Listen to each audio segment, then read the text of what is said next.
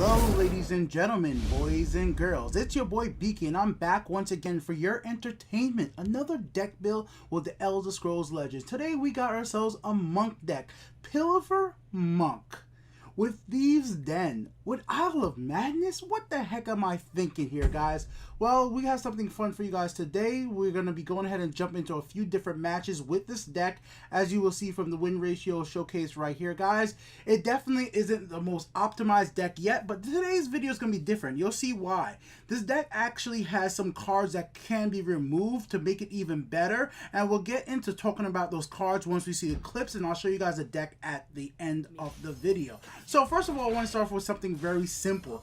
Thieves' Den, Daring Catapus, straight to face, simple opponent's gonna go ahead and call it quits. Because this is just what a Thieves' Den and Pilfer deck is all about. If you get the advantage early, you could go ahead and win very quickly. Opponents will forfeit. But let's get into something more complicated, using some of the new Isle of Madness cards. So I want to showcase different clips here. Crazy Hungered can be used to attack phase and use Pilfer, but if you want to use it as removal, because as you guys will see with the deck list, there are not a lot of removal cards out of Pearson Javelin in here. It's all about moving creatures, using cards like Mad Dash, you guys see right here, which is one of the new Isles of Madness cards, and using them to your advantage to move around the field and having that swift mobility that you get with an agility cards, and keeping creatures on the field, because you need to keep creatures on the field like an item deck to take advantage of being able to swift strike, move around. So here we are later on in the game, and boom, we got one of the new creatures right here. Fortune definitely favored me, and I got myself one damn good card. So this is one of the cards that I'm definitely going to say that you guys can remove and make this deck even better. We're going to skip ahead a little bit because my opponent was taking a while. Like I said, this is a new style of video editing for my deck builds. Instead of making like a 30-minute, 20-minute long video, I'm going to show you guys a bunch of different clips from interesting matches to see what you guys think going forward. Let me know if you guys like it like this, where you guys can see different scenarios with the same deck instead of just watching one or two very long matches. I'll speed everything up and see if that's a little bit more enjoyable. And definitely you got to see more scenarios with the said deck. So we got a few more scenarios to go through for sure. But let's finish off with this one. So this is one of the cards I actually do recommend. If you're going to be playing this in rank, take this card out. Seriously, just take this card out. It's a fun card. It's a new card. And I'm definitely going to be doing some cool stuff, as you guys will see right here. But in overall sense of the thing, like when I have Cliff Race and a lot of other early game charge creatures, she can be removed and still have a pretty good advantage for you. It's fun to be able to get a free willpower card that costs 3 magic or less, but it just didn't really, you know, work out all that great in the end. As you guys will see, like I still win the match, but you'll see like I didn't, the advantage I got from her wasn't because she summoned another creature. The advantage I got from her was because she was just such a big body and my opponent didn't have a great way to remove it. Now, all things considered, I was really scared that my opponent was going to take out a Cruel Fire Bloom out of their deck and then use the Cruel Fire Bloom to, you know, trigger the Last Grass effect and make me go ahead and destroy my creature. But with Swift Strike right here and Masters of Thieves in hand, I have plenty of options to hit face. Nicely done for my opponent. And then at least you guys get to see how this card works. If you ever wondered, it's completely RNG, so you never know what you're going to get. And like I said, I got 3 creatures to show you guys here. None of them was all that useful except for that one right there. I do end up winning this match eventually, but let's go on ahead to another scenario because this is just one scenario right here. Here's a really fun one, plain and simple. You guys see, like in this scenario, it's looking bad for me, man. I got my opponent's health down, but look at they got the dragon, got blood magic lord, they got, you know, they got spells, they got health gain. But if you look at my hand, this is all what it's about right here. I could take all of this. This is like crazy. Nyx is gone right now. Like, oh no, Nyx is gone. But as long as I can move around on the field, and that's what's so great about agility and being a monk deck, you quick strike, finish your opponent.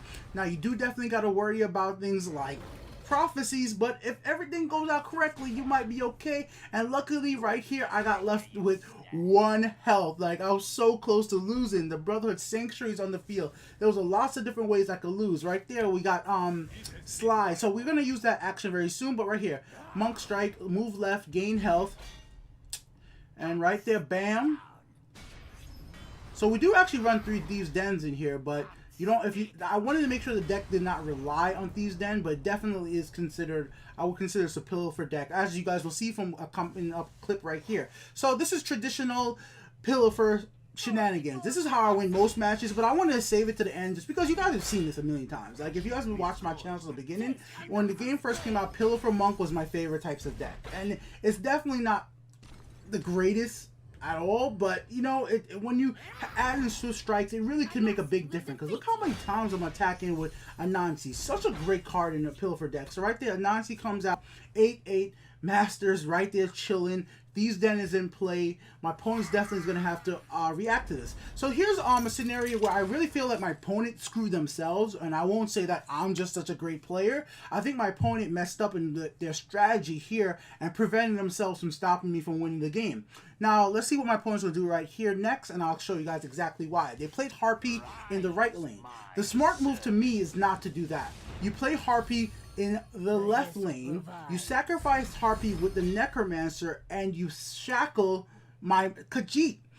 Shackles are more advantageous keyword than guard. I know it might not seem like, why would you take back a 2/3, you know, like, well, 2/1 Shrieking Harpy when you could get back a big guard like that? Well, my creature could attack twice with these. Then I have, you know, Swift Strike, and I have, like, you know, Cliff Racer right here. Things like that. Like, you never give your opponent a chance to attack if you could hold them down. In my opinion, I would most likely go for the Shackle. So right there, boom, I'm able to gain a bunch of magic because of that card. I really don't need it, and I could win either way. So right there, we go ahead and end it out. I could have summoned the girl commander to see what I got from her, but just for fun, I went ahead and showed Swift Strike right there. I just wanted to actually show my opponent to the fact that, yo, if you would have shackled me, it would have been a big disadvantage to me. You know, it could have helped you win the game. But let's go ahead and look at the deck build right here, guys. Keeping the video short. We got Deep Wood, we got Crazy Hunger, Mad Dash, Astrid, Swift Drive, Dawn Fang for drawing cards, Monk Strike, the Black Dragon, 3 Thieves' Den, Anansi, Cliff Racer, Piercing Javelin, Nyx, Sail Through the Storm, and Tazcat the Pat Master because you want to hit face. So I have a deck list in the description as well. All the cards list out for people on mobile, and I'll have an export onto Legends-Deck for you guys to pick up. I really want to know if you guys enjoyed this video because this video took me freaking like a good 5 hours, but I know it's 6 minutes long. 5 hours. I'm not joking.